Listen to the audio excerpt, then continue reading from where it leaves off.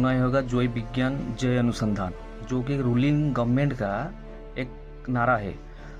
लेकिन उसका ground level पर इम्प्लीमेंटेशन हो रहा है कि नहीं हो रहा है, इसको जानेंगे। ठीक है, तो हाल ही में एक कॉन्क्लेव हुआ था ESTIC 2025, जिसको इनागुरेट किए थे PM नरेंद्र मोदी। ESTIC का मतलब होता है कि emergency science technology and innovation conclave.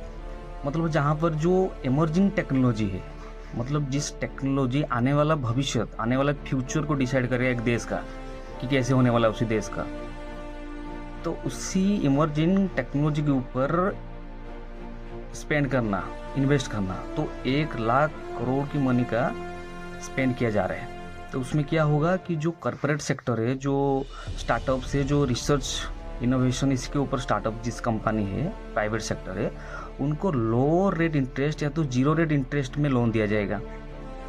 यदि कोई startup high risk high impact वाला इनोवेशन या रिसर्च कर रहा है, तो वहाँ पे गवर्नमेंट इक्विटी बेस्ड इन्वेस्टमेंट करेगा। ठीक है, उसे 1 लाख करोड़ से।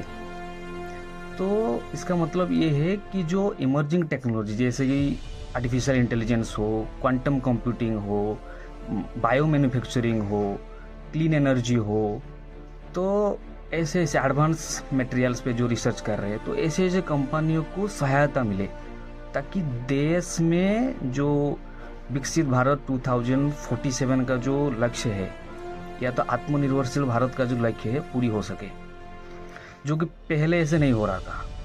तो रिसर्च एंड इनोवेशन इकोसिस्टम बनाए जा रहे हैं देश में। तो इसमें जो साइंटिस्ट है, जो रिसर्च की फील्ड में अच्छे करना चाहते हैं, जो स्टूडेंट्स, उनको कुछ मोटिवेशन मिले। ठीक है, तो ऐसे भी देखें तो हमारा इंडिया में 6000 डीप टेक स्टार्टअप्स है जो रिसर्च कर रहे हैं। ठीक है, तो उन लोगों को आर्थिक सहायता मिलेगा ताकि देश प्रगति कर सके, ना कि हम किसी दूसरे देश कुछ टेक्नोलॉजी बाहर कर दिया तो फिर हम फॉलो करते हैं। ऐसे नहीं होगा। अभी जो होगा, इंडिया पूरे वर्ल्ड को पहले ही देगा। तो ये बहुत दिनों पहले हो जाना चाहिए था, लेकिन आज हो रहा है। ठीक है, कब तक उसी जो हमारे GST, जो डायरेक्ट टैक्स हो, इनडायरेक्ट टैक्स हो, जो हम दे रहे हैं, उसी पैसे उसी रेबड़ी बांटने में, मतलब मुफ्त में अनाज हो, मुफ्त में बिजली दो, मतलब ऐसे ही पैसा खर्च किया जा रहा है। तो ऐसे करेंगे तो हम कभी US चाहे चाइना हो, इससे कम्पीट नहीं कर पाएंगे। जो इजराइल हो, US हो, चाइना, साउथ कोरिया, उस देश क्या करते हैं, रिसर्च एंड इनोवेशन के ऊपर ज़्यादा काम करते हैं। तो इसलिए वो आज ज़्यादा इकोनॉमी में आगे हैं। ठीक है, तो आपकी राय क्या है, कमेंट सेक्शन में बता सकते हैं।